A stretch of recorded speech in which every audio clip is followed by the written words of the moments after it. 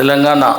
BC సర్పంచులందరికీ కూడా మిత్రులకు నమస్కారం. నేను తోటి మీ బీసీ సర్పంచ్, నా పేరు వెంకన్న. ఈరోజు మన తెలంగాణ రాష్ట్రంలో తెలంగాణ ఏర్పడిన తర్వాత జరిగినటువంటి ఎలక్షన్లలో గ్రామ స్థాయిలో బీసీలు 165%, మన సహచర మిత్రులు ఎస్సీ ఎస్టీలు కలిపి 85 నుంచి 87% దాకా సర్పంచులు గ్రామ రాజ్యాధికారాన్ని సాధించుకున్నారు.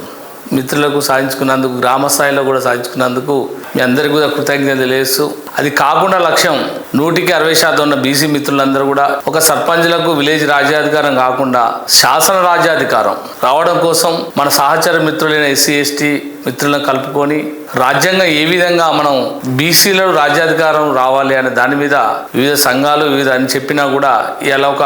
విలేజ్లో ఒక సర్పంచ్ అంటే ఆ సర్పంచ్ ఆ విలేజ్ మొదటి పౌరుడు. బీసీలు ఎస్సీలు ఎస్టీలు ఈ రాజ్యాధికారం కోల్పోయి రాజకీయాధికారంలో మనం ఏ విధంగా అన్యాయానికి గురవుతున్నాం అనేది వాళ్ళకు వివరించి, మనం వచ్చే అటువంటి రేపు జరగబోయే శాసనసభ ఎన్నికలలో బీసీ ఎస్సీ ఎస్టీలంతా ఒక సమిష్టి భావంతో పునాది సర్పంచులై బీసీ రాజ్యాధికారం చేయించుకునే విధంగా మనం కృషి చేస్తే రేపు రాబోయేది బీసీ ఎస్సీ ఎస్టీ రాజ్యాధికారం అని గుర్తుపెట్టుకొని మిత్రులందరూ కూడా సహకరించి అందరూ కూడా ఒక